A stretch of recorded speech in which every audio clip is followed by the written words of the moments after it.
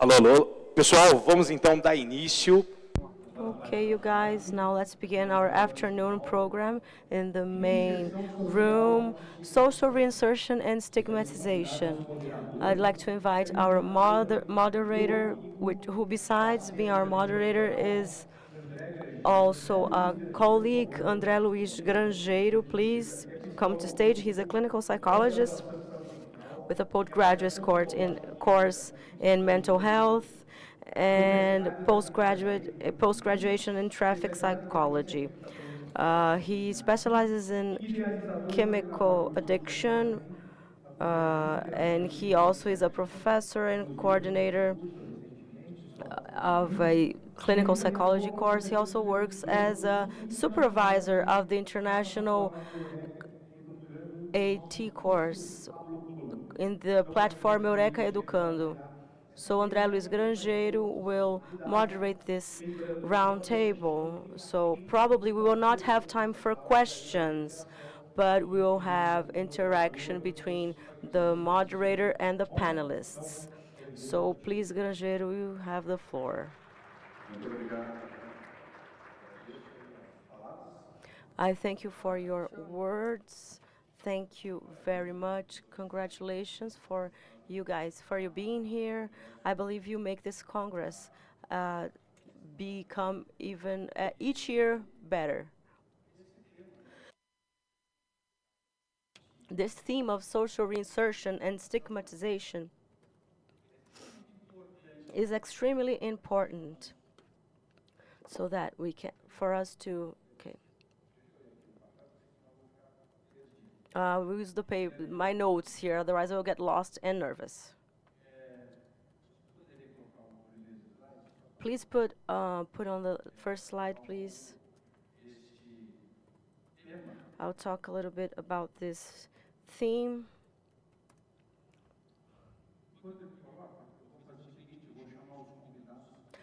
First, I will ask the panelists. I will call the panelists up on stage to start coming here. Mrs. Nancy Dudley, she's an international renowned consultant known for her work in the promotion for the treatment and recovery of disorders due to the use of substances. She has a 35-year career. She has worked as a special assistant for health treatment at the National Policy Office for Drug Control of the White House and as a consultant of the Colombo Plan, an international organization based in Sri Lanka. And she has been, over the last 10 years, she has been focusing on services for developing services of treatment and recovery of disorders due to substances for women and children in Asia, Africa, and Latin America. I invite here my colleague, Iran Havash, to come up on stage and become part of this discussion. He is a clinical psychologist and director of the website Como Onde Trata. He's also its founder. Thank you.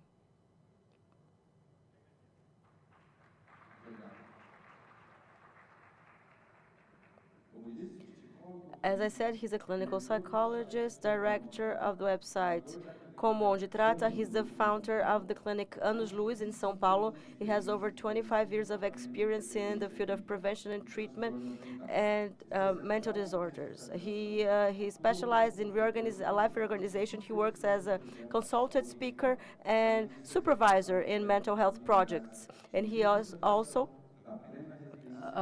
responsible for resocialization unit, and he's a member of the Institute Rocha Brazil.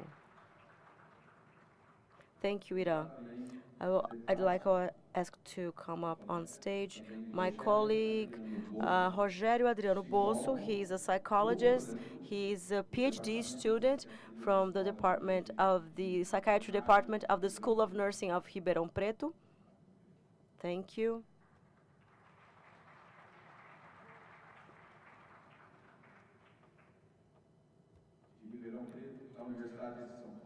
of the University of São Paulo. He has an MA in Sciences from the Department of Psychiatry and Psychology, Medical Psychiatry and Psychology of the Federal University of São Paulo. He specializes in chemical dependence from the Federal University of São Paulo. He's a mental health specialist from the integrated universities, Uniben. He has conducted training on psychological evaluation, and he's a volunteer psychologist in the psychiatric clinic at Unicamp. Thank you very much, Rogério. Now I invite here Aline Coraça, occupational therapist, graduated from PUC Campinas. She is an expert on mental health and addiction, and she's also neuropsychology.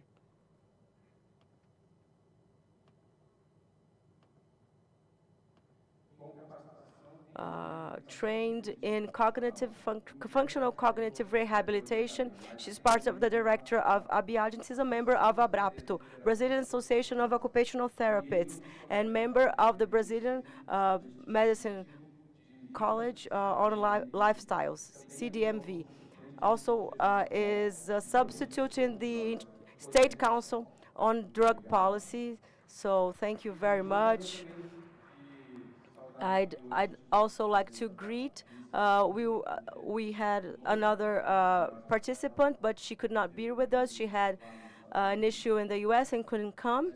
But I hope she's here in, spirit with her mind to help us out here. So, talking a little bit about this issue in social reinsertion, which is the theme of this panel, and stigmatization. Everybody talks about treatment, the stages of treatment, how to conduct that process, and it's in a process. And when we do the social reinsertion of this patient, how do we do that? What does it mean? Putting it very simply, because I believe that we have professionals that will talk about their practices regarding the reinsertion issue and stigmatization as well. Next slide, please.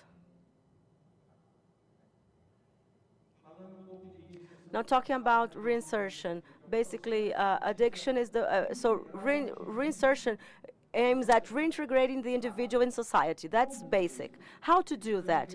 Avoiding relapses and promoting their participation in the collective sphere and respecting, I believe that's the key word, and respecting the individuality.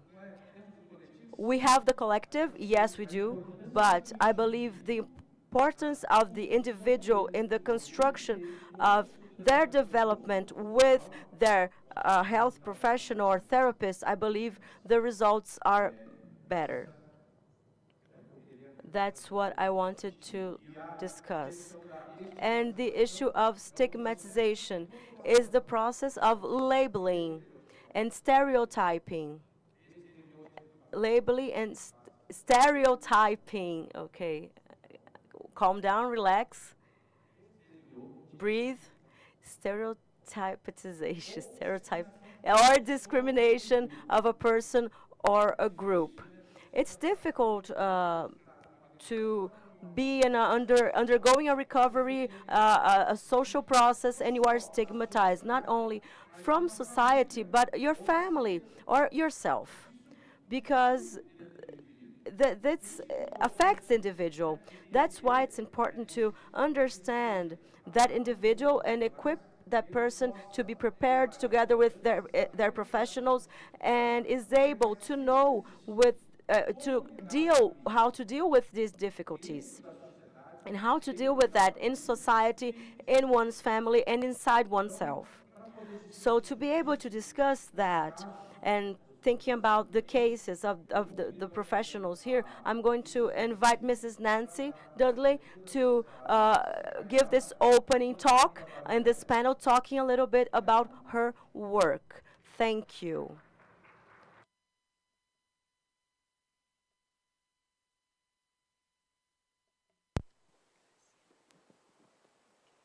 Do I have the slide presentation? Where's the clicker?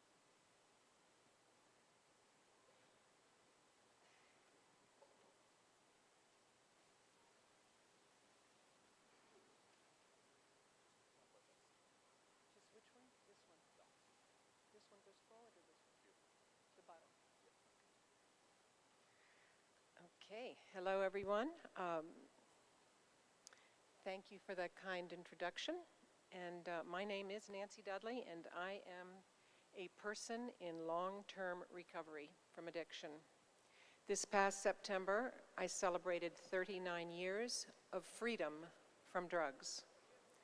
For the past 35 years, I have had the privilege of helping others to find their own freedom from the slavery that is addiction. I began my career working in the White House to formulate U.S. drug policy, and for the past 15 years, I have worked as a consultant to the Colombo Plan, developing treatment and recovery programming in Asia, Africa, and Latin America. Regarding stigma, I have personally experienced the harsh judgments that are part of stigma. My drug use was very severe. I lived on the streets. I ate out of trash cans.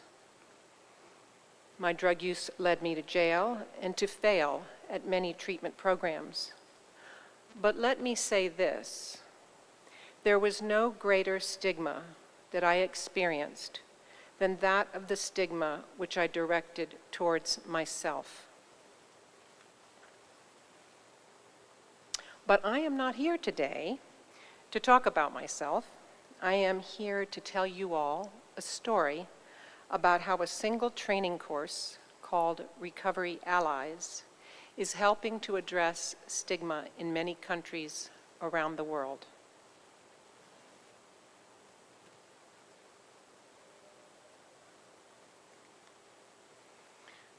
So first, let me tell you about the Recovery Allies course and how it first came into being. In 2018, the U.S. State Department had a set of training materials to deliver prevention services. They had materials to deliver drug treatment services, but they had nothing for training people to deliver recovery support services. And so along with one of my esteemed colleagues, we created a brand new universal recovery curriculum for the U.S. State Department, which filled a very important gap in recovery training materials that providers around the world needed. This Allies course trains people in very practical ways, such as finding housing, navigating healthcare needs, and practicing self-care for those people who are newly in recovery. The Allies course also provides a very good foundation for those who want to work as recovery advocates in their communities. Our trainees receive the proper knowledge and evidence-based skills for discussing recovery issues and recovery service needs with policymakers, government officials, and other members of the community. The Allies course is open to anyone who wants to support recovery from addiction.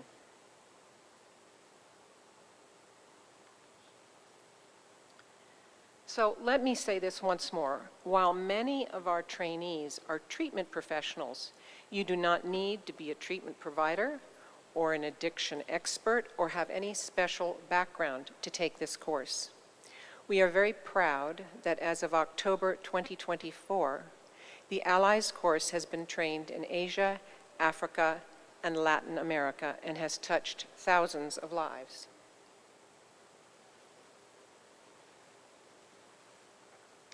One of the best things about this course is that it provides a solid foundation for how to be an informed supporter of recovery in your community. One of the main objectives of the course and the focus of my presentation is how the Allies course teaches people about stigma surrounding addiction and the ways to overcome it.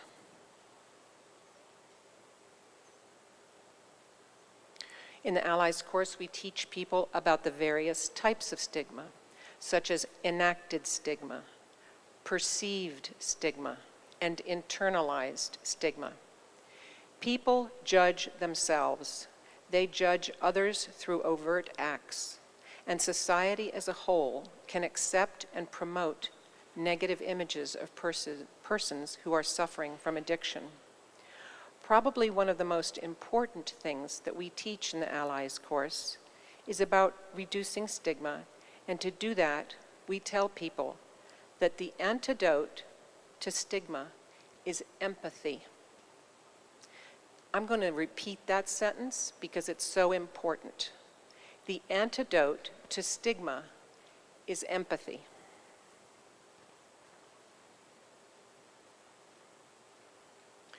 We teach that stigma is a learned behavior. Think of it this way. When we are born, we have no negative perceptions of people. Stigma is learned. It is taught by others. It is witnessed. It is observed. And then it is repeated. It is a learned behavior. We teach that stigma often has to do with how a person is exposed to the illness of addiction. Are they exposed in the context of addiction's many negative consequences, or are they exposed in the context of hope and with the understanding that people can and do recover from substance use disorders?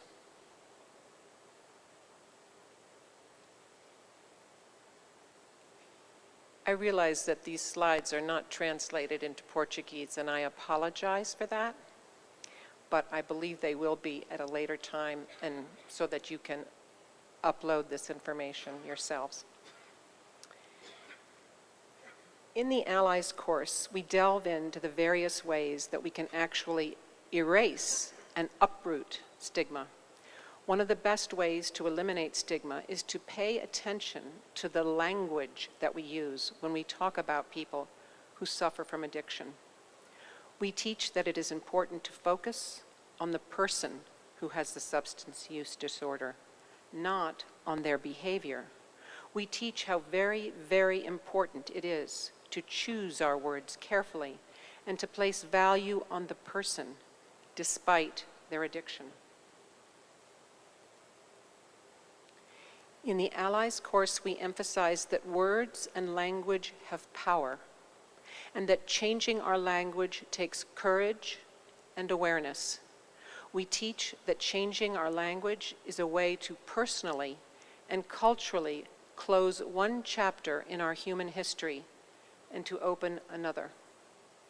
We teach our trainees about the various research studies that have been done that prove that words matter, and that certain words, especially when repeated, stimulate judgment and punitive attitudes and can in fact create and perpetuate stigma. In the Allies course, we introduce the language of recovery. Here you see two columns. One shows examples of stigmatizing language, and then another column shows what we call preferred language. This preferred language puts the person first, not their behavior. For example, instead of saying addict, we say person with a substance use disorder. Instead of saying the words pregnant addict, we say the words woman with a substance use disorder who is pregnant.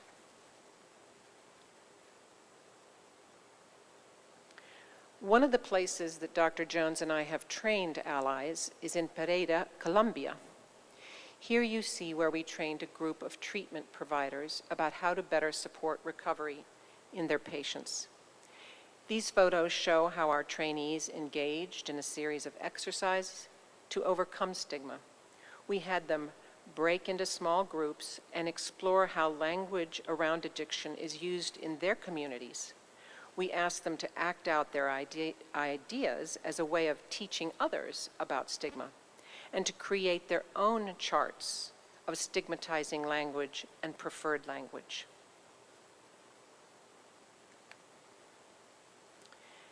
After the Allies trainings that we conducted in November of 2023 in Colombia, we followed up with our participants after 6 months and asked them to take a simple 6-question survey. We were interested in learning to what extent they were using the information and how they were using the information. What we learned from their answers to the survey was very revealing about the impact of the course and how it opened their minds around the issue of stigma.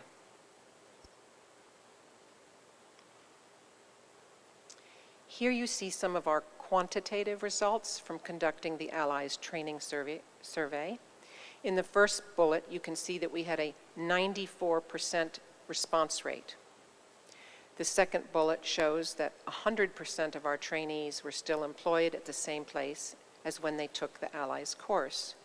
Third, and most interestingly, the Allies course participants reported that they were using new skills on average with 146 people, and that the range of the impact of their new skills and knowledge was between 8 persons all the way up to 1,300 people.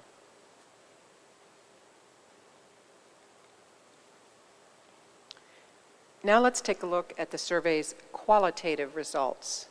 We asked our trainees, what have you found most useful about the Allies training in the work you are doing? Their answers centered around 3 main themes: humanized approach and empathy, trauma and recovery concepts, and 3, practical strategies and community engagement.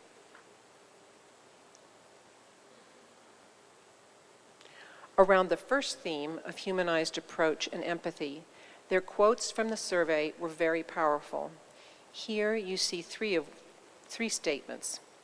Our trainees reported that they were using more adjusted and humanized discourse and terminology with patients. They reported that they were expanding their knowledge and understanding and empathy to reduce stigma with people in recovery. And they reported increasing empathy by incorporating individual, family, and community strengths in their recovery and therapeutic process. The Allies training also helped with the issue of stigma by providing a greater understanding of trauma and how trauma-informed treatment approaches can help a person to achieve and maintain recovery. Here you see highlighted in yellow a testimonial from one of our trainees on how the Allies course was helpful in managing frustration and addressing stigma through a better understanding of trauma and the recovery process in general.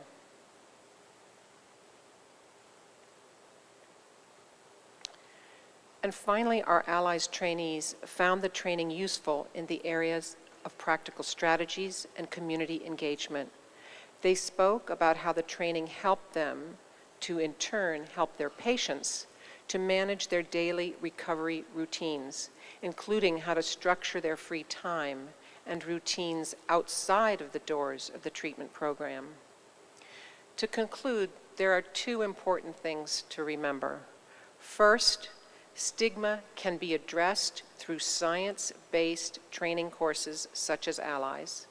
And second, the Allies course had measurable impact in Pereira, Colombia, and can serve as a model that can be reproduced in other communities around the world.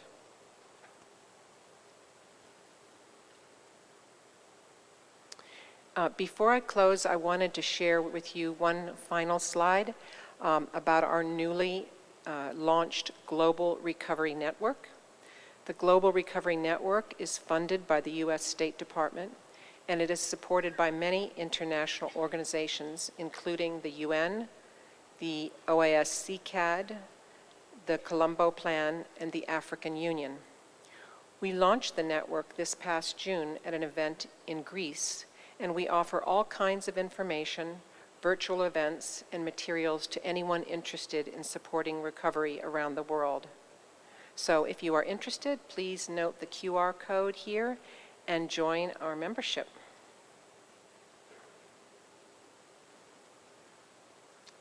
And with that, I thank you very much for your attention and listening.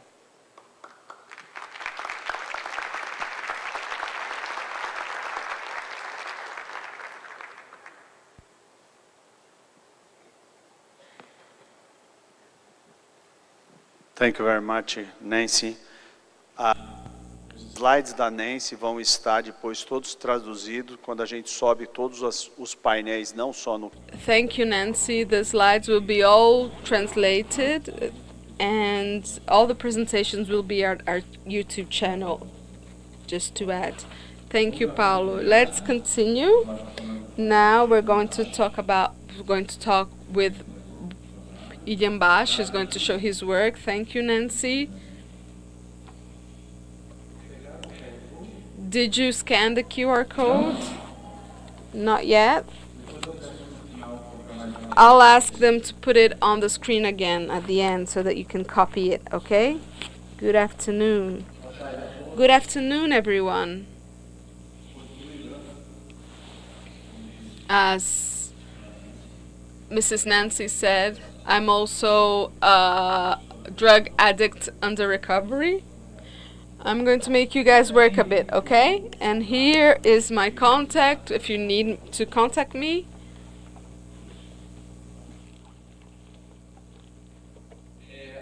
Well, if you can take a picture or go to our booth. Thank you for being here and listening to Nancy, then Rogério, Aline, Grangeiro, and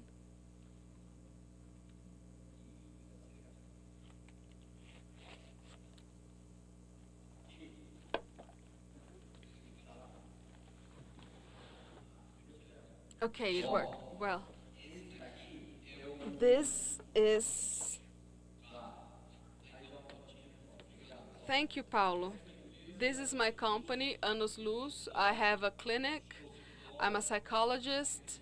My office is in São Paulo. And Comum de Trata, which is a search sign to learn and to show things on the area of recovery. I'd like to invite everyone tomorrow to a parallel event in the 180-seat room from the morning to noon, where other colleagues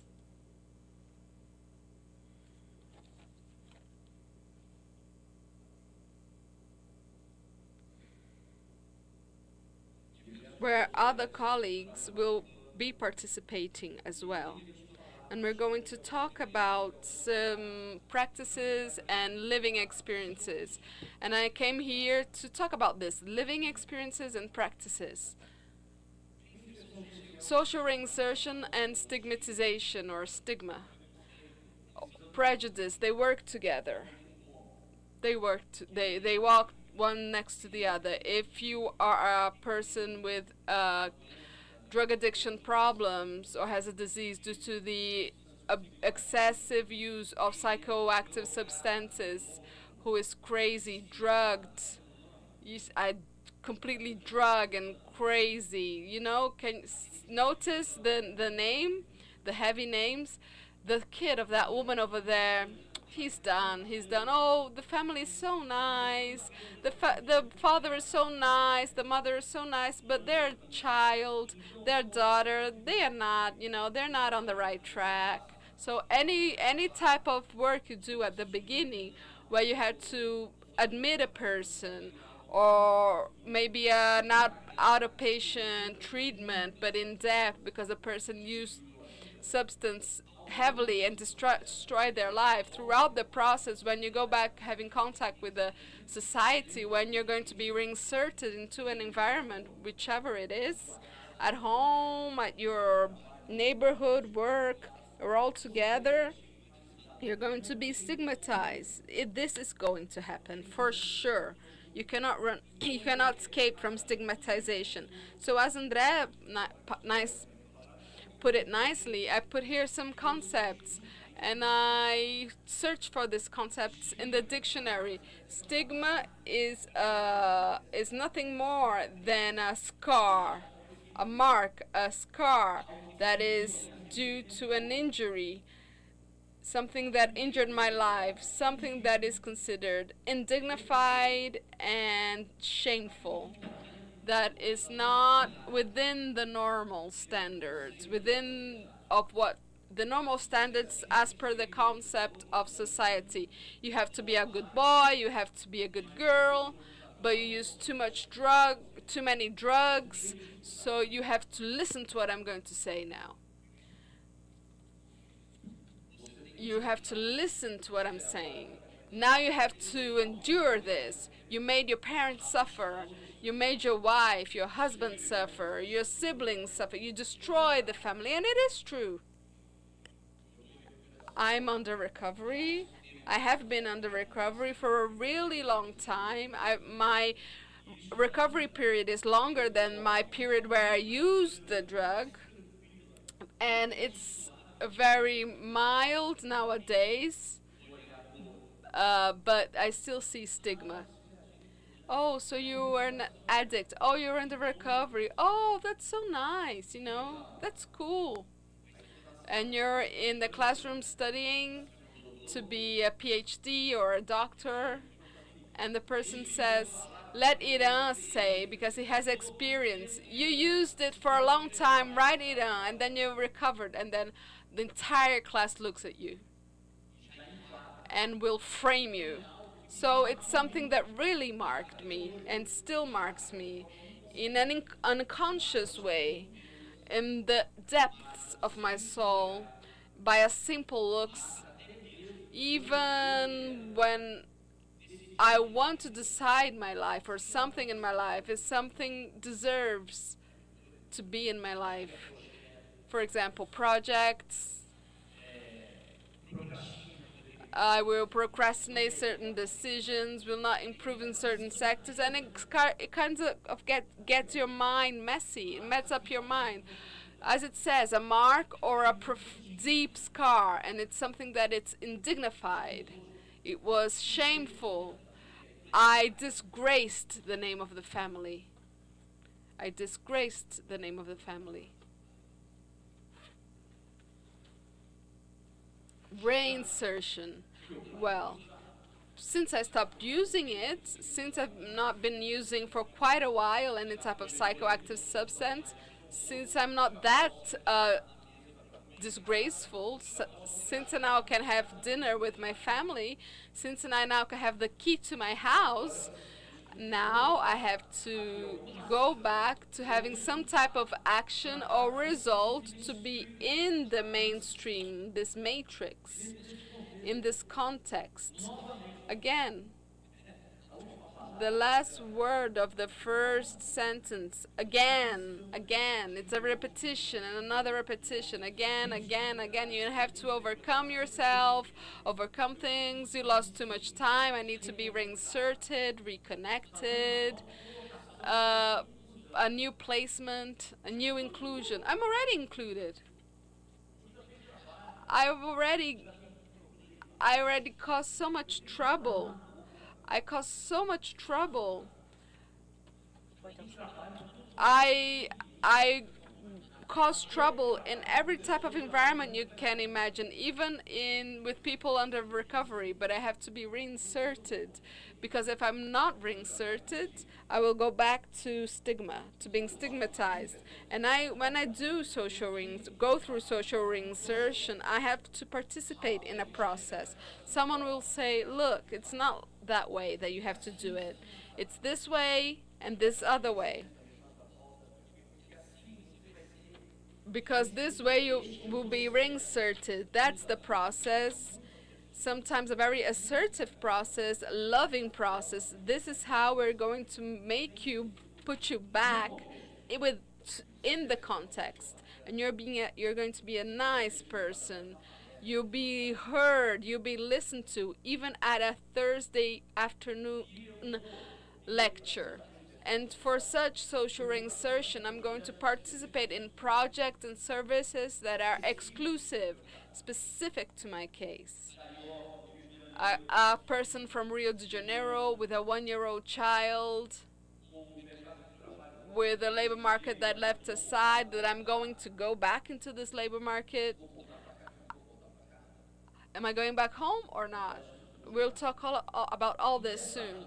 So this way, in social reinsertion, this project of reinserting the person in society supports these people, specifically in a directed way, as was my case, or, for example, as in Project of Colombo Plan, by helping institutions, NGOs, and companies in the first, second, and third sector, Everything has a reinsertion rule. Everything, from family, going through relationships, and all other areas. It's like this all the time. And if you're not reinserted, you're not in the context. Get it? That's how it works. When we talk about social reinsertion, I think of some words that are important. We're talking about family relationships, replacement in society, family relationships, which are crucial, whether they exist or not. You have no family relationship anymore. You were talking about labor market, what category, what industry. We're talking about training or studying. Any type of training, any type of studying. So, oh, I'm not getting to that square. No way, man. Look at those people sleeping. But the mayor does not take care of this square. It's just left aside. This is crazy. Look at this. No, I can't live in São Paulo anymore. Oh, thank God Serra Negra doesn't have this. Are you sure? Thank God Amparo doesn't have this. Look, I cannot live in São Paulo anymore. Look how disgusting. So let's prepare a hygiene policy, a ghetto policy. Put everyone in the same place, put in another place. I'm a politician. I'm going to put some type of vest, and I'm going to get into this place. The stigma coming from the politician himself.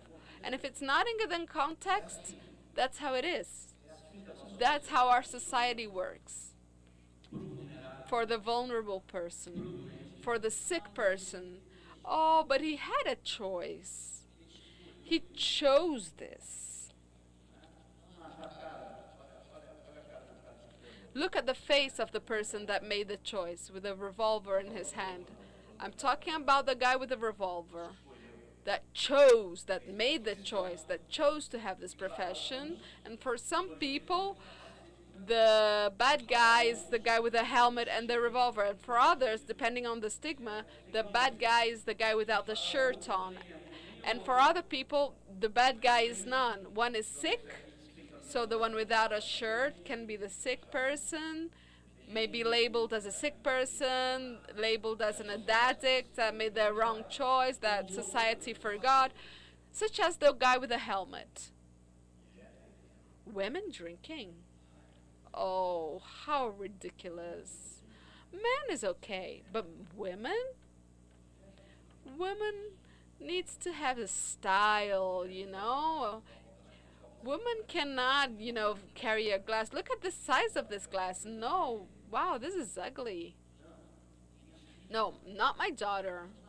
No, it's it's her boyfriend, her friends. My daughter doesn't use anything. It's all fault of her boyfriend. This college that she's in is not good. Where are you going? You're going to the NA? No, you're not. The stigma that everyone that drinks is going to end up in the gutter, or if he does end up in the gutter because he wanted to, because he doesn't like his family, a stigma of depression in the streets and at home that cannot even get out of bed. Oh, she's so lazy. She's so lazy. She has nothing to do with her life.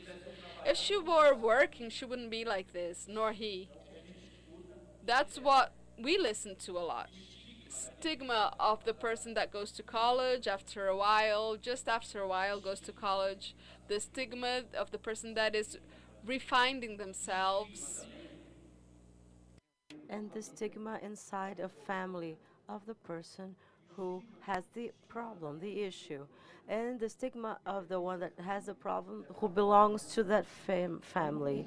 So it's a set that later, after a while, after you stop using a psychoactive substance, after you stop and start having a little bit of reality and reason, you, after a while, you must you reorganize your life. You must reorganize your life. I myself invented that name, which is old. I only put those two old words together, and I put them as a concept. So it can be translated as a project, reinsertion work, resocialization work, the name you want to give to it. The name I like to give to it is life reorganization, because that's what I did. An exclusive and customized project for me. And that's what I do and what I suggest inside some institutions to which which I advise, and also in my practice. So we're going to talk about life reorganization. And within that, we have a set of attributes. In other words, what André Grangeiro knows how to do. What does he know to do? What he's good at? What are his talents? So among these attributes, which skills that are left and are latent? What's his training? How did he train himself? What are you going to bring back to resume? What training are we going to give, or what training he already has? And that can be done in various areas of one's life. For instance, the main sectors that must be included in life reorganization are health, relationships, housing or residence, financial parts or funds, the funds you have, and I'm talking about money, training or study, his field of work, what's his professional career, a very important field that is usually forgotten, which is leisure and culture, because we're talking about new pleasures in the person's life, because the old pleasure was to use drugs. And productivity, in other words, what can I do that's productive in my life? Within the health sphere, the main items you must cater to in your project, without this sector, you don't see anything, not even God the way you understand God, much less social insertion, much less getting in touch or training to get in touch with a stigma. So we're talking about medical care, clinical testing, therapies like urine testing, toxicological tests, in some cases even weekly tests. We're talking about individual and group therapies, physical activity, participating in support groups, physical activity. The gym is a different thing, sports is a different thing. Everything is related to health, because without that, there is no contact. These items here, if I sit down at a table with a client, with a patient, with someone we are training, these are sensitive aspects. The person says, I want to do all of that. The others are relationships. It's another aspect. So we're talking about family relationships. I do anything except talking to my mother. No, my friend. You see, your mother is your source of income for you to reorganize your life. No, it's fine. You can decide with her. That's the level. That's how difficult it is very often. So interpersonal relationships and emotional relationships and sex, all types of sex with men and women and bisexual, pansexual, trisexual, threesome couple, trisal, old people, people I used to know before. Well, I have my friends. What friends do you have? No, this one, and that one. His mother's he jumps at the phone because he looked at the friend with the daughter or the son, and they use substance. Which friends were these? Total ruin. New people. How am I going to establish a new circle of friends? That's all part of training. Housing. What's the ideal place? What type of accommodation is that? Is it safe to come and go to your residence? The areas of the active time was different from use areas, because I can get the substance in one place and then go to another place to use it. So not always the place where I buy is the place where I use. And you know, in my housing, people use inside the house, not me. But I'm going to put you alone because it has to do with loneliness and support network. Which support are you going to have in a moment of crisis when you are alone? And next to the point of sales. All these factors must be taken into consideration. And there's another sensitive factor, which is the financial part. If I have suitable resources, if I have money, if this money comes from my family, if it's inheritance, if it's the first time I'm going to have a salary in my life. I'm 19, 12 time admitted in clinics. So I'm going to receive my first salary. I start shaking. I relapse. If the person is not prepared in a life reorganization, that person will relapse. I'm sorry. Starting from the zero. I'm going to start from scratch. I don't know even what to do or how to do it. And then old residence. Where am I going to live? In the same place?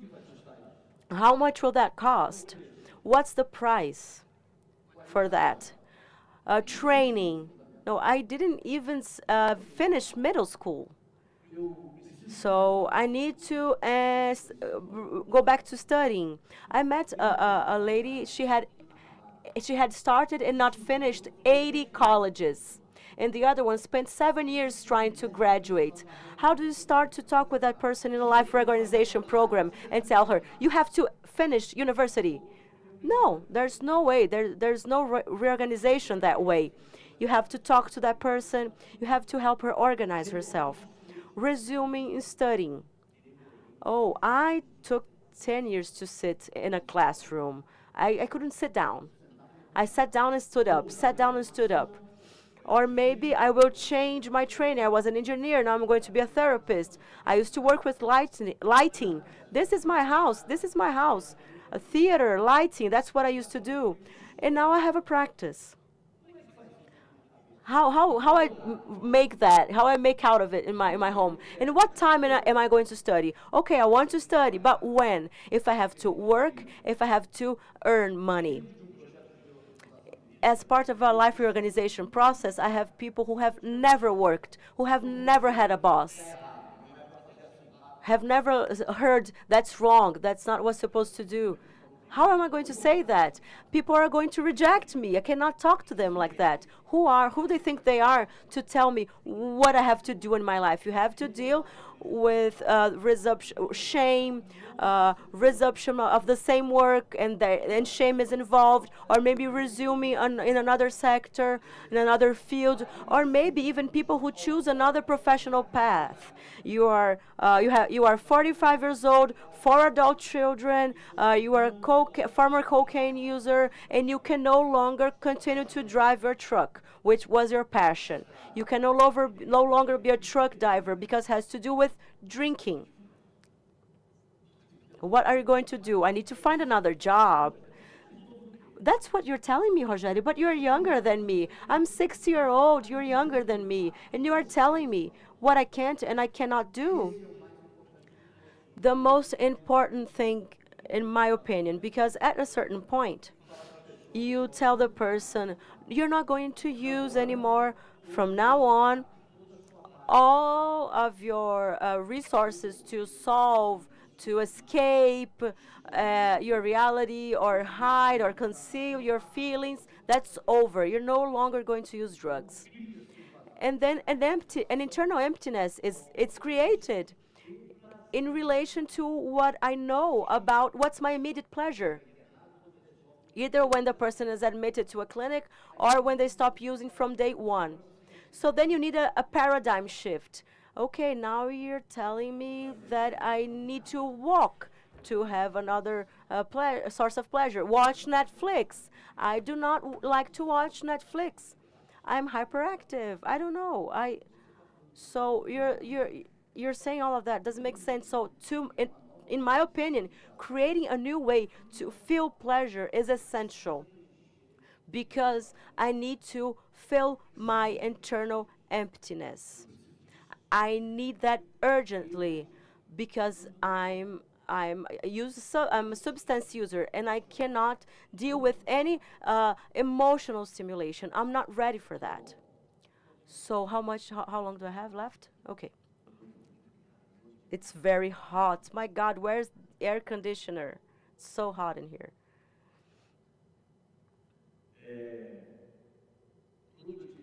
Productivity, replacement, social reintegration. I'm sorry, social reintegration. In the U.S., I don't know if Nancy is going to agree with me. In the U.S., if it's not in the curricula of the volunteer, they don't even accept the person. That's what I heard 15 years ago. Having a specification of a volunteer work where what I do with my left hand, right hand, my left hand doesn't need to know. When I wake up in the morning, I will be generous and I will be nice to other people. Is fundamental for the person because that used person wants rewards all the time and so volunteer work is very important so that you can see the other person. Collective activities as a group, like we are here today, and then Nancy talks, I stop, then I talk, then she stops, I talk. So you guys, members of different groups, members of different diverse groups, I participate in it. So they tell me, oh, I'm glad you're here. That's cool that you're here. It's very good for my ego because the drug dealer said that to me. Hey, which one do you want? The white one or the brown one? Or which one do you want? It's the same language. I understand that. The participation in various groups. There's also civil participations in society. I'm not talking about pledging to the flag. I'm talking about a lecture. I'm talking about participating in an event, a walk, a soccer game, and participation without gain or return. This slide is about this, about not having return or gain. It's just being together with other people. Have you seen that so many things? You have sectors in your life, and so many sectors, and all of them, each and every individual, from the zero to the most complex individual, has all of these sectors in one's life. And then when we arrive to conduct work, I must alert the individual, the person, that human being who's there, and say, person, this is yours. This belongs to you. You have this resource. This is your current reality. You don't have where to live. You are penniless. You broke your entire family. No one believes in you. No one trusts you. Your situation is horrible. Your permanence in this nucleus is terrible, so that's your current reality. What will happen is that you will need to decide now if you want with help or without help.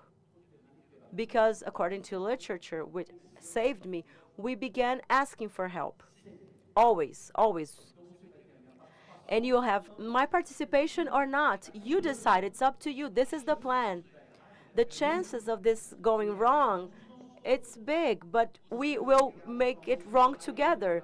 You, me, your father, your psychiatrist, a set of people will make it wrong together. But if you do it without help and you're on your own, you'll be making a mistake on your own. So the professional must lower their standards. You see, all of those slides, they include sectors. So we have to lower a bit our expectations because that person is here only to clarify, only to make the other person understand and to create a structure for the individual to navigate and to give support. More than that, goodbye, you'll get frustrated. You will not attain your goal. You will transfer to the patient the problem. So you just have to provide understanding about his current or her current situation, set up the structure the person needs, and give support. That's it. More than that, you're being pretentious regarding your ego. Oh, that's it.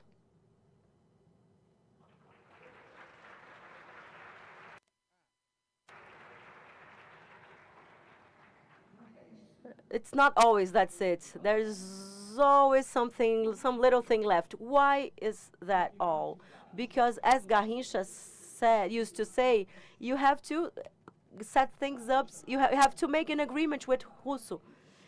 In the World Cup, they told Garrincha to make some moves, and and then you get there in the goal. That was Russia, the soccer game against Russia. Then you send the ball to the other soccer player. Garrincha, he's a soccer player. He used to play for Botafogo. He's already dead, a genius. And he told them, okay, but have you already talked to the Russian team that I will do all of that? So that's the what I'm talking about. The professional offers structure, the path, and support. The rest is on a daily basis as the demands of each patient appear.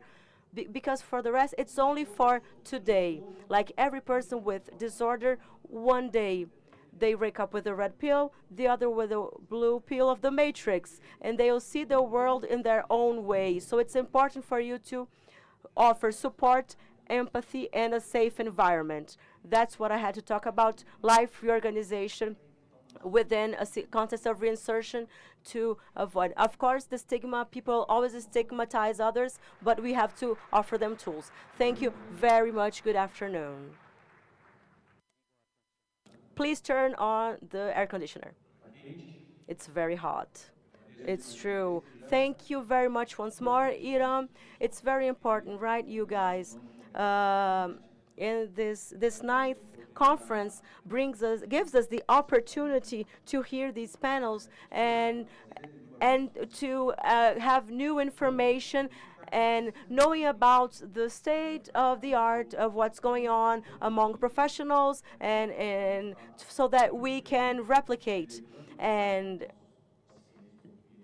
take these new thinking to our patients, our clients, always thinking about those individuals who suffer and always need help and well-trained professionals. And you are here. Without you guys, we would have no conference. So it's very important to be hot in here, but let's continue. Rogério, please come here. Then Aline will be next, but first I will give the floor to Rogério.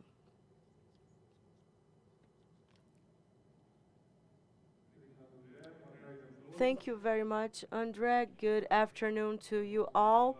I believe we already heard about the reinsertion concept, talked about Nancy and Iran. They both addressed that, and thank you for sharing that with us.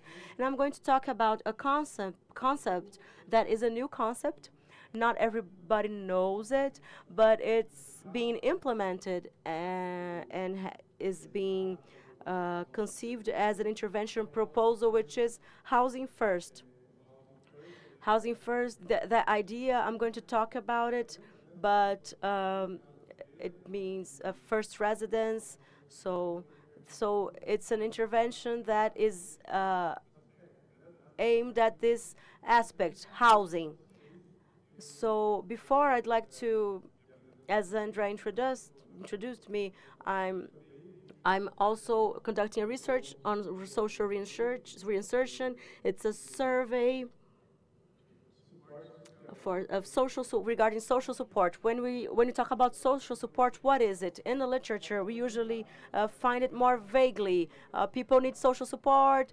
But what is that support? What kind of support are we talking about? So I'm going to try to explain what is that support. If we're talking about family, friendship, spirituality, what's that support, and what support is more important, and how to implement that in a treatment scenario. So I have a small sketch of what's going on. So you have the poster outside. You can take a look when you leave. I will be very glad if you stop a little bit and read the poster. And in my MA thesis, I defended it it was about a model that in Campinas was it was a therapeutic republic. It was a housing project, and I was together with 164 patients there, and I brought some data that have every much to do with the Housing First project, and I'm going to talk about this concept a little bit. Then I will hope you can think about similar strategies within your realities. So for to finalize my presentation, Lynn will contribute to say how therapy works within this intervention model, the Housing First model. So Housing First is an intervention that, as I said, thinks housing, very literate concept. So people will receive housing so that when they have a place to live, when they have this sense of belonging in that place, then from that sense they are able to create support networks, and through such support networks they can strengthen their aspects of their recovery and reinsertion.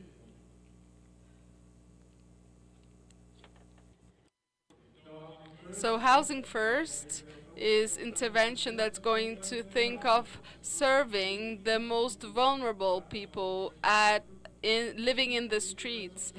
Housing First thinks specifically about people that are living in the streets and with mental disorder, not necessarily in the concept, but it includes other types of disorders, including mental disorders due to drug abuse.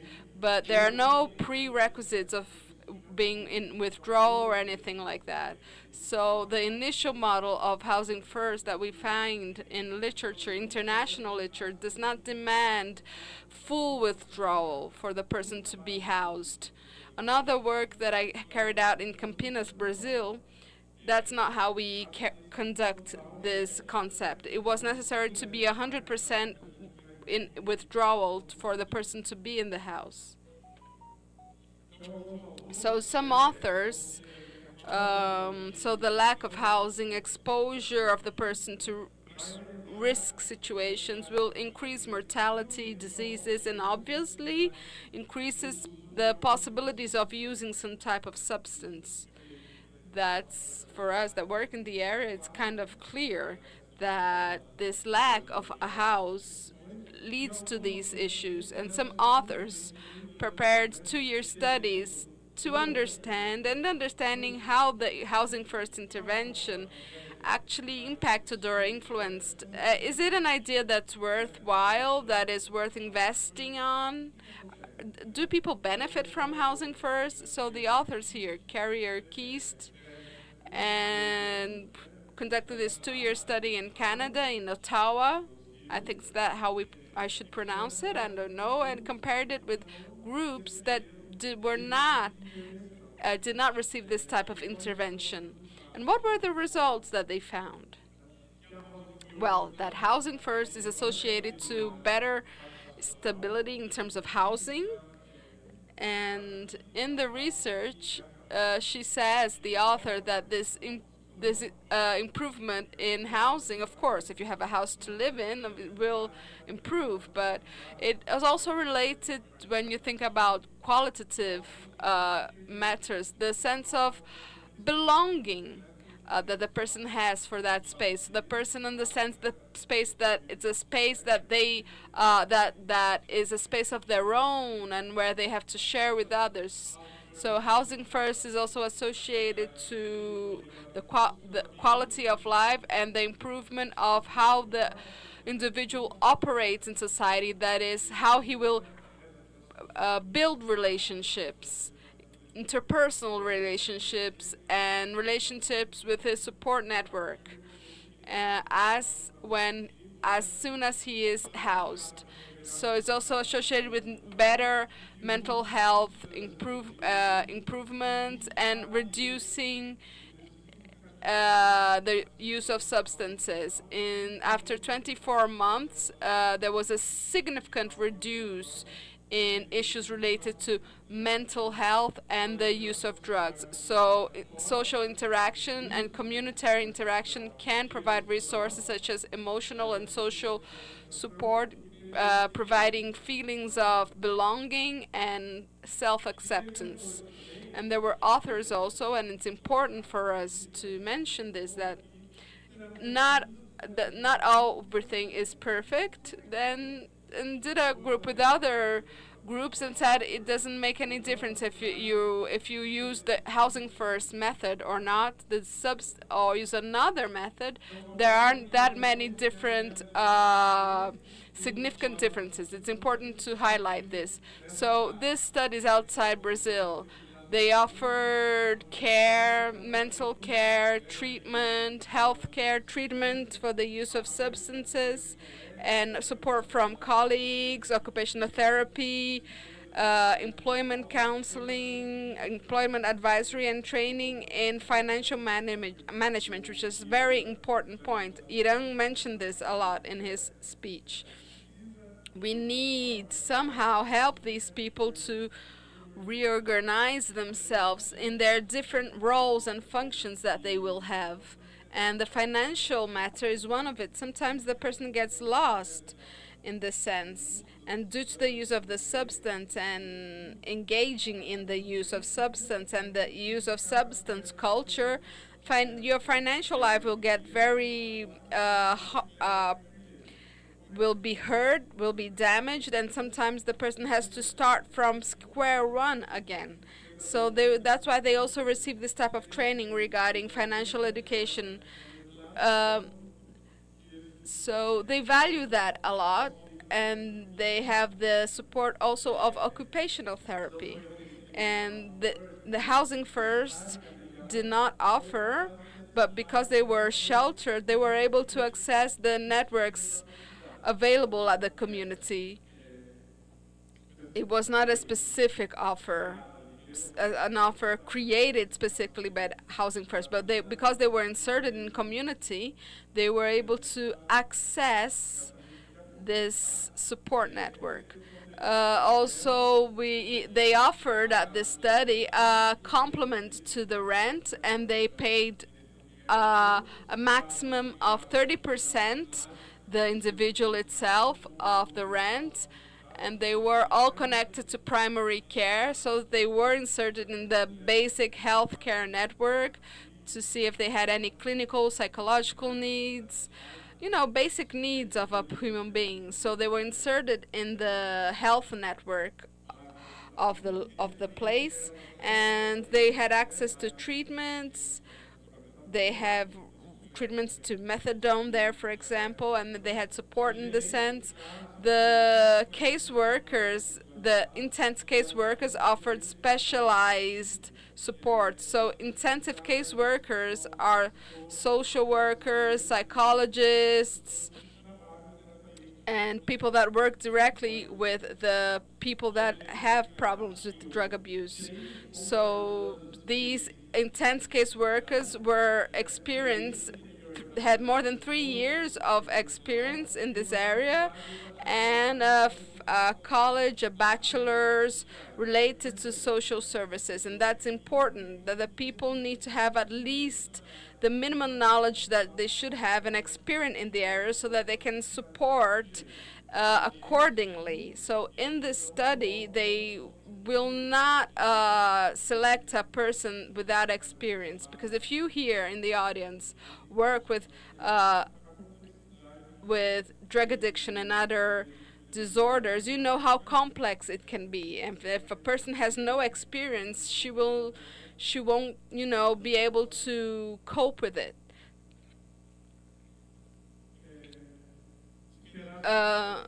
So the participants should follow the terms of the agreement and be open to a weekly visit. So they had rules at the house for the house to operate well, and people had to be in agreement with these rules to be in this house, and they also had to be open to receiving those that would work, you know, the professionals that would provide tests, perform tests, interviews.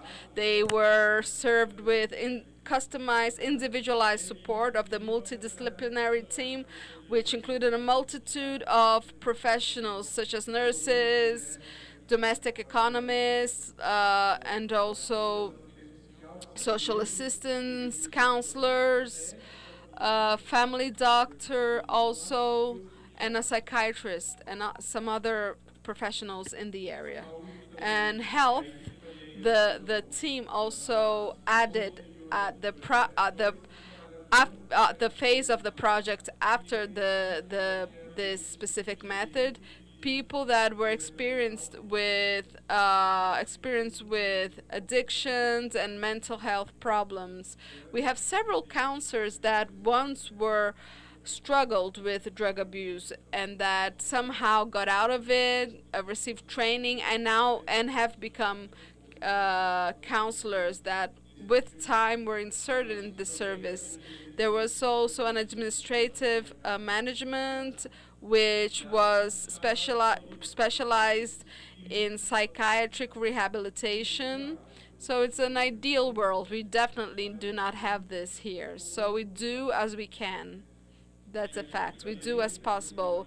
The team was also trained. Is that very important? Although it was already skilled staff and team, they did undergo training. And the coordinator of the program had a master's degree, so her degree was a bit superior.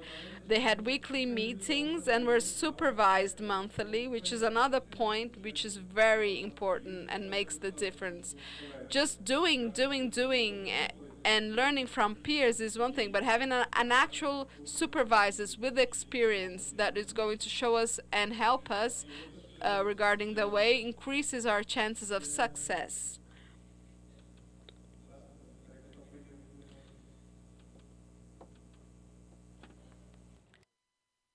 So the economic benefits, expenses with people that living in the streets is 3.4 billion.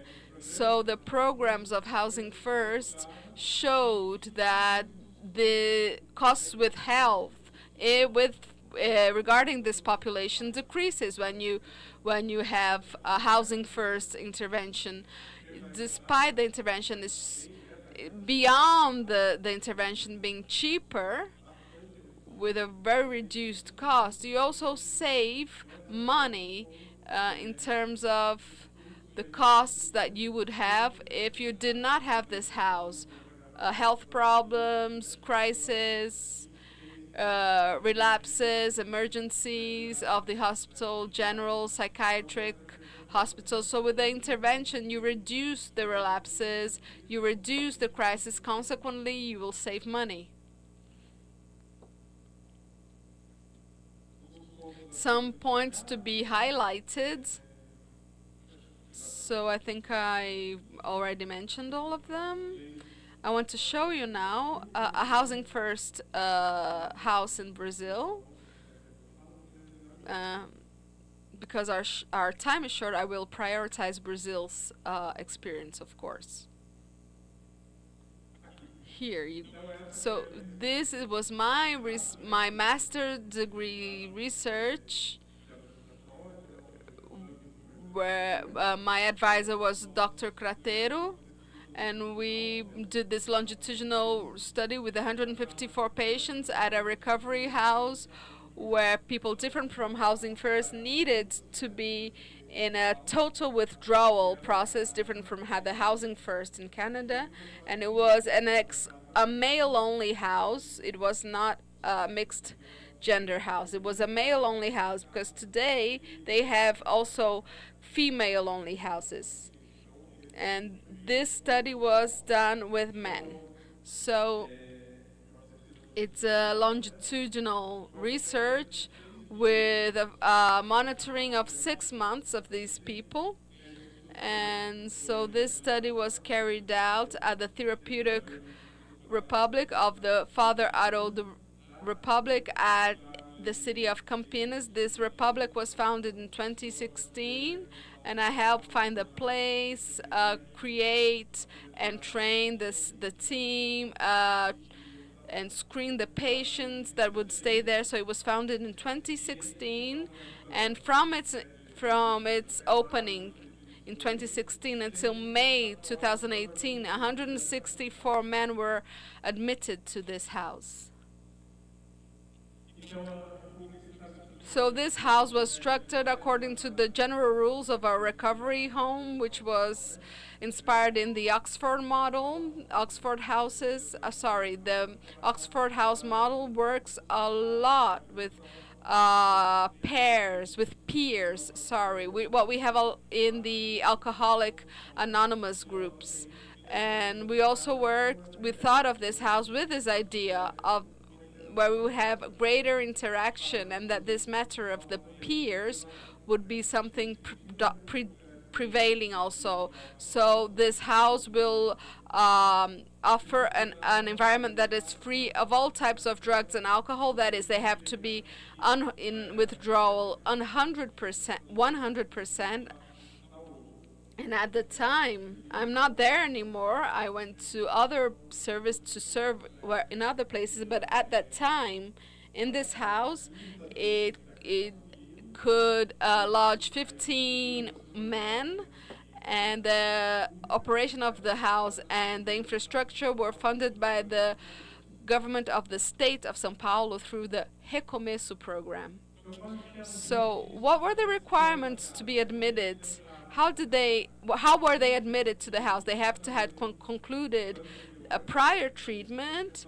They had to have passed through treatment. If we think of the motivational stages, we would think of someone that's already in the maintenance stage to be admitted to this house. These patients would initially come from the therapeutic community of the Father Haroldo Institute itself, and then started coming from other communities like Itapira and other therapeutic communities that in the end referred men there to the house to be in a situation of insecurity, that is, being socially vulnerable and not having any family relationships, or that family relationships that are very weak, or when they did have a home to go back to, this home was a risk to them. A very intense risk. For example, for the person to go back home, the person was a point of sale of drugs. So it was a risk for this person. So it was also a way of us making this choice. For example, a man in very extreme vulnerability. Two people that work with me there, Joaquin and Gerson, were here today. I was very happy to see them. I'm not sure if they are in the audience now. I hope they are. They worked with me in this house. They needed to be able to understand and commit to the therapeutic contracts. So just as in Housing First, that they have the operation rules, we also had our rules. So we would show them the rules to people. To stay in this house, the first rule is full withdrawal, and we have these other rules. Are you in accordance with it? Among the rules, we had a fortnightly meeting. Every 15 days, we had a meeting in the evening, and they would be able, depending on how the house was working, they would be selected for testing at that specific. I could draw a name, and this name would be tested to know if this person was using or not. But all of this was described in the rules, and they would accept it to participate. They also had to frequent at least once a week recovery groups, Alcoholic Anonymous, Narcotic Anonymous, whatever group, but a group that was not the core point, the core place of meeting for them. They had to be in a group that was mandatory for them to stay in the house. remaining in the collective house while complying with the rules of the house regarding the use of alcohol and other drugs. And before they enter that collective house, they sign that term. And what did we offer? We had a structure that was a social worker, an advisor, and myself, and I'm a psychologist. So we were 3 people, me, Joaquina, and Gerson, in that house. At that house, we had a WhatsApp group for that house because we weren't there 24 hours a day. They didn't have a person that was a professional. Didn't have one there for 24-hour a day, 24/7. So if there was an emergency, they would have access to us through that WhatsApp group, and if there were any emergency, then we would help them. So that was the team. What else?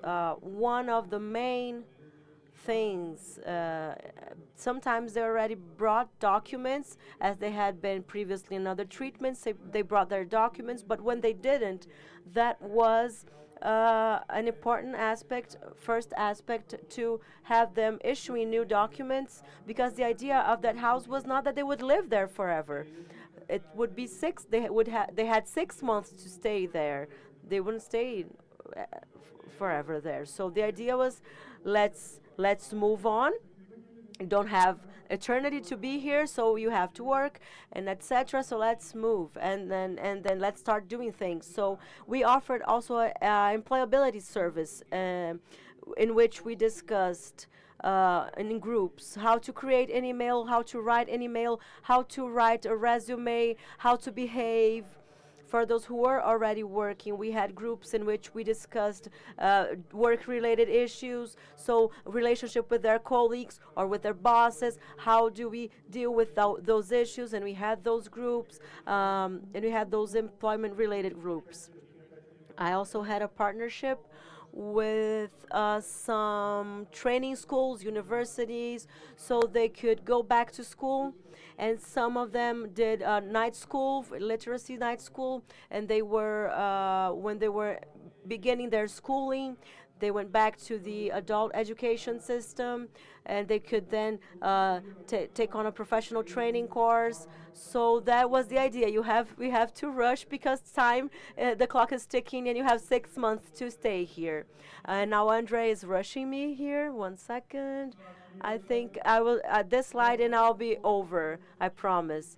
Now only a few interesting aspects. So the average time of permanence is 144 days. The average age of participants nearly around 40 years old. Most of them were single or divorced, 91%. Only 14 were married.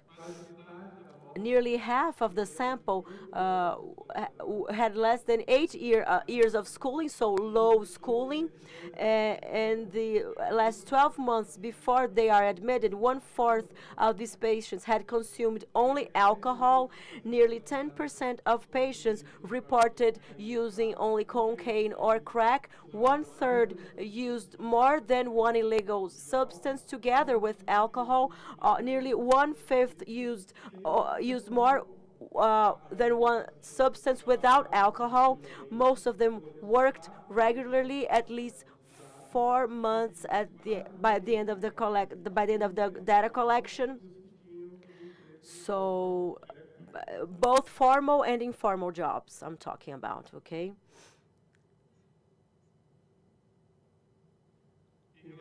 Regarding attendance and participation of religious activities, 95% attended a religious organization for at least 4 months in sequence, mostly Catholic, evangelical, and Spiritism. They all were part of a self-help group, but that was mandatory. So it would be 100%, of course. Regarding the observed outcomes, regarding the type of ending, most patients were discharged. They concluded satisfactorily those 6 months. 15% abandoned or asked to leave the house.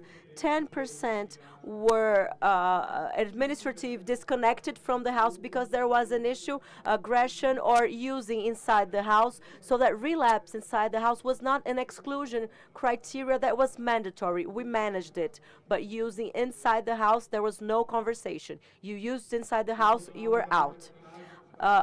Over half patients were back to have a housing pattern in their house or with their families, and the vast majority remained without using while they were outside the house. So thank you very much for your attention. Thank you, Rogério.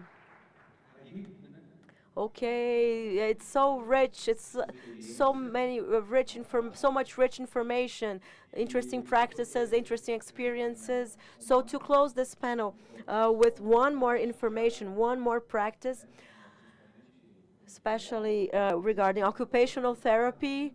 Now I'd like to invite to the floor Aline. You have the floor. Thank you very much for this invitation. It's a pleasure to be here and talk about occupational therapy and thinking about occupational therapy without being a psychiatric clinic or in a CAPS treatment, but on the everyday lives, even if it's in housing first. So I will continue Rogério's presentation. I will talk about housing, the housing first experience, and how thinking about how to use occupational therapy. We thought about talking about motivational stages.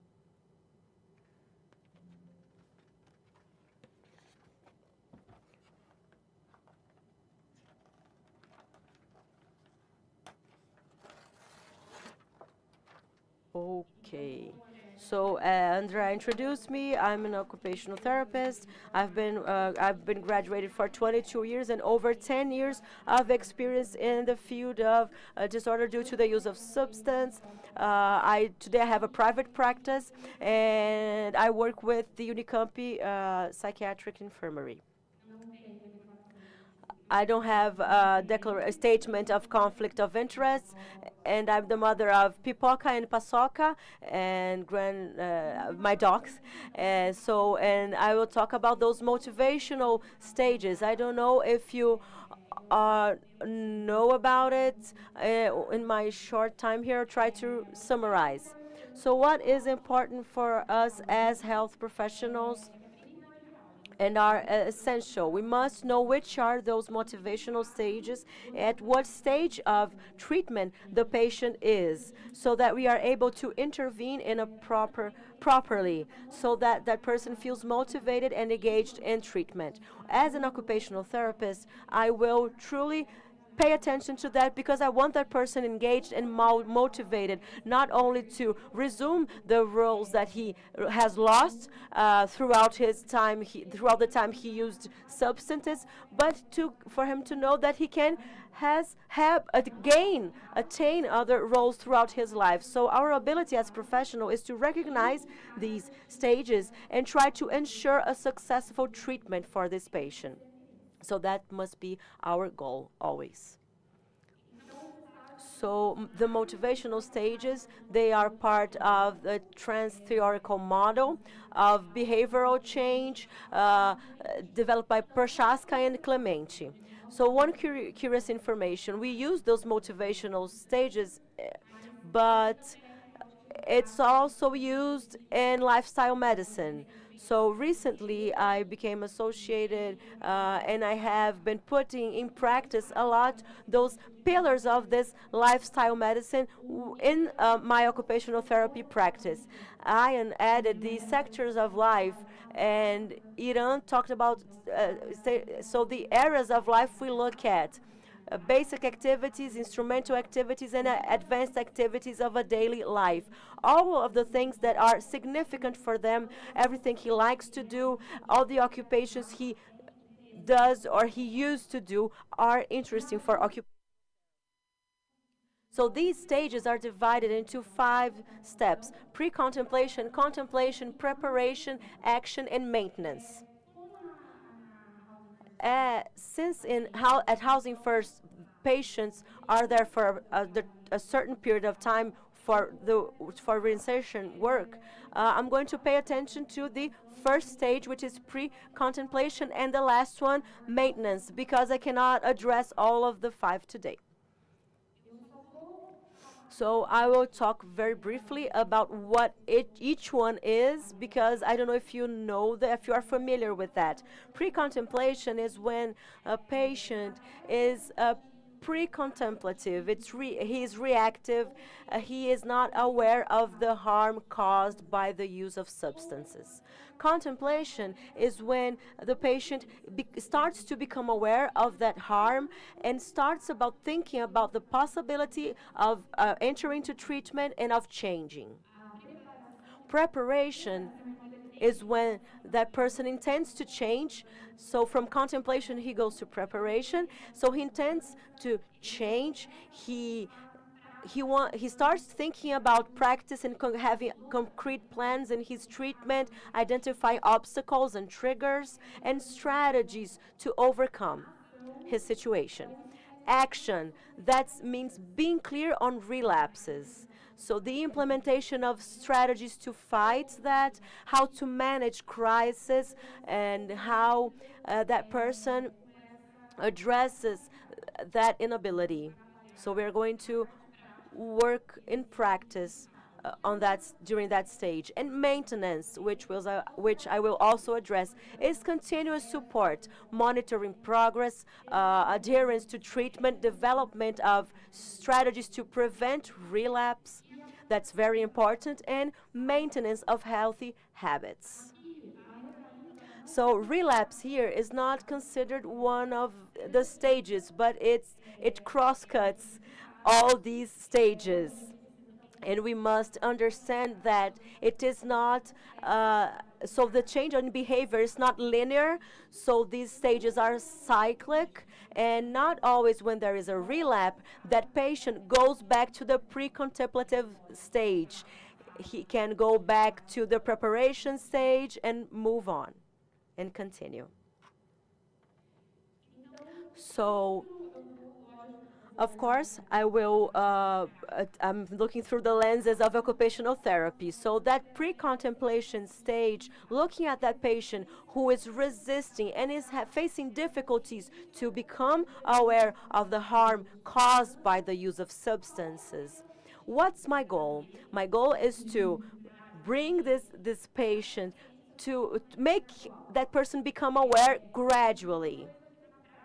So in practice, what I learned is that we cannot confront the patient.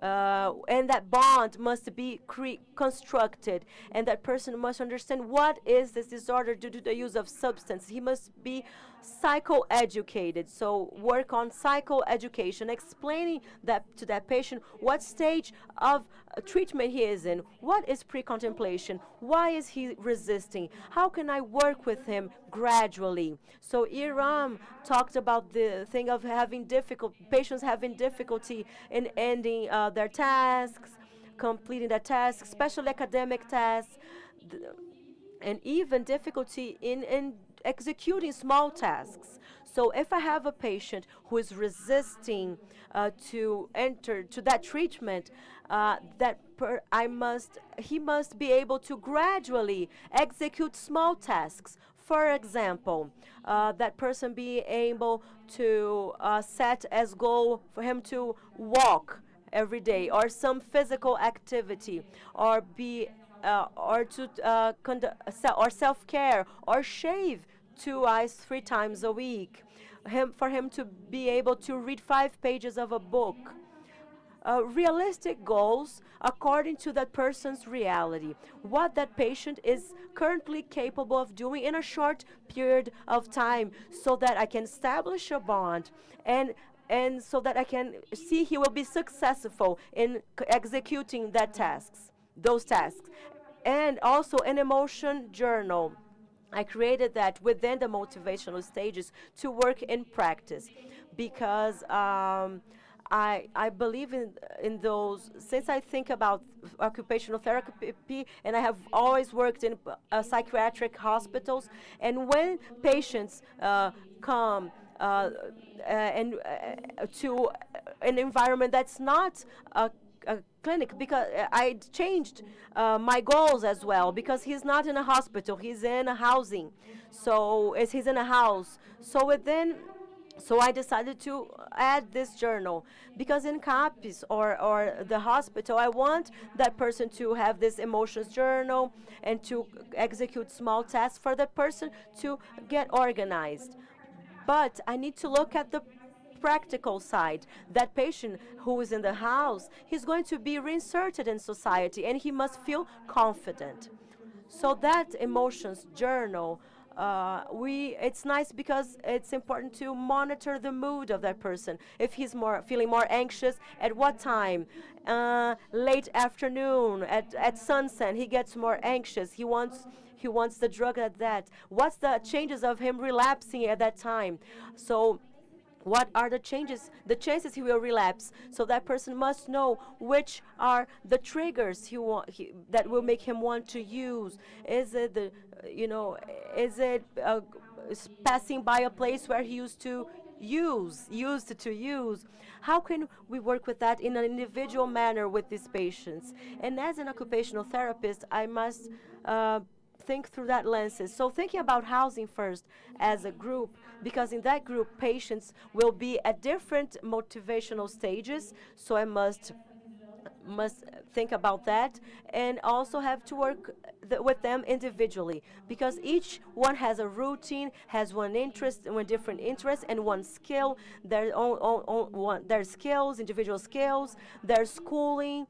So they are all different, and I must pay attention to that as well and consider that. Now, my last one, which is the last stage, which is maintenance, which is when the patient already has continuous support in that treatment, and the biggest goal is to strengthen long-term skills to address with his difficulties. So he must have an organized routine, because that will give that person discipline, and that person needs it, because that person must have a structured routine. And as activity, according to my experience, these two are the main two activities, which are simulating frustration. For instance, Iran talked about his work, but it's about drafting a resume, and the patient will go there, he will give his resume, and he will create an expectation regarding that possible job. But then he got frustrated, and how to deal with that frustration.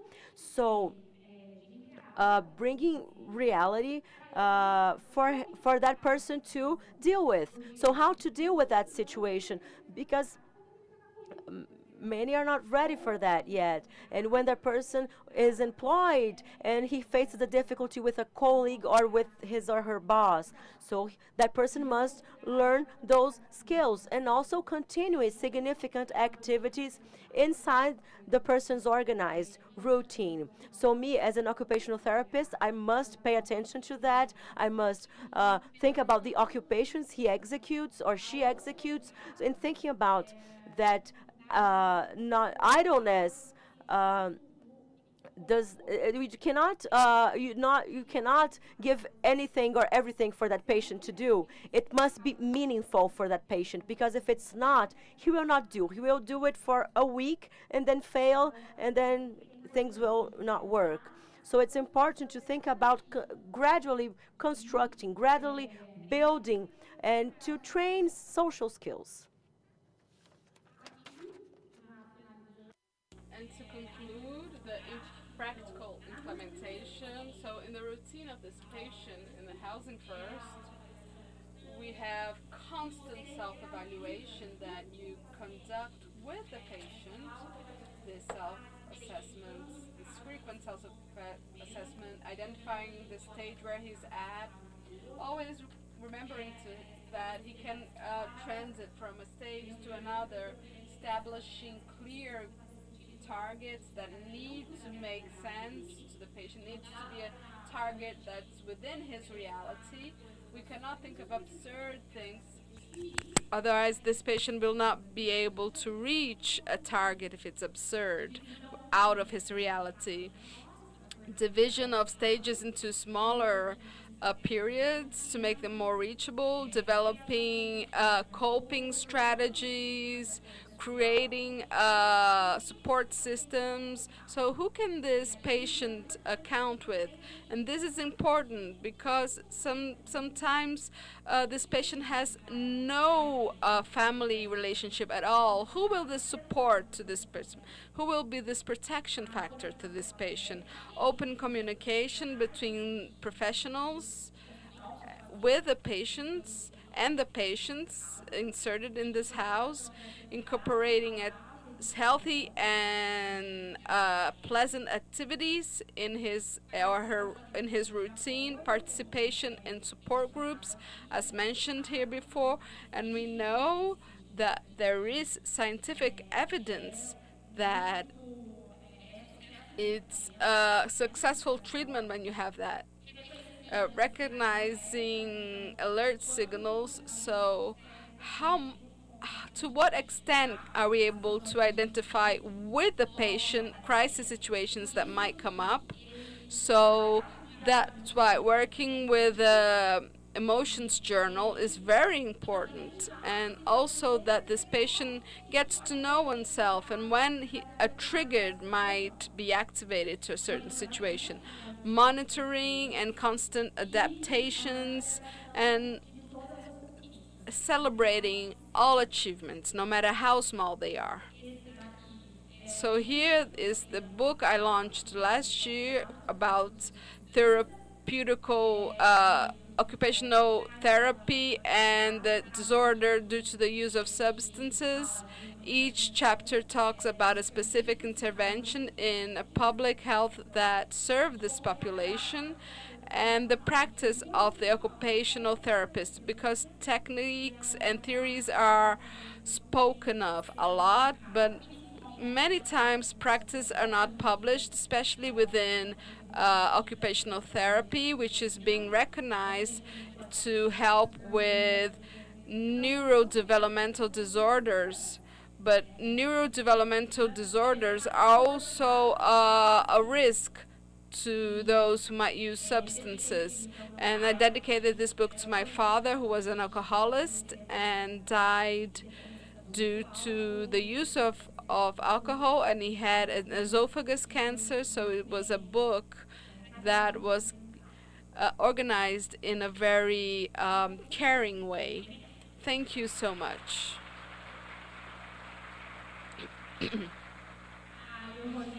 And Rogério wrote the preface, one of the prefaces. Thank you.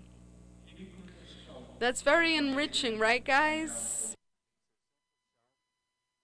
A panel on social reinsertion, stigmatization, and the importance this has, so that you can apply this and take this to your individual groups, your work, and the enriching experience and work of the panelists. Iran, with all his work carried out in the clinic he acts, Rogério also,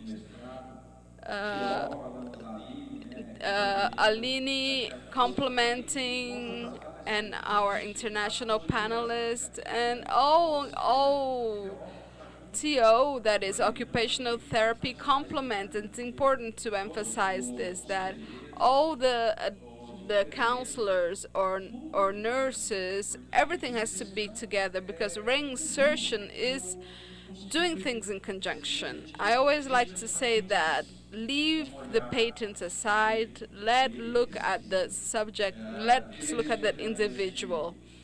He needs us to look at him, and reflecting is very important to reach a pool of results that benefits these patients.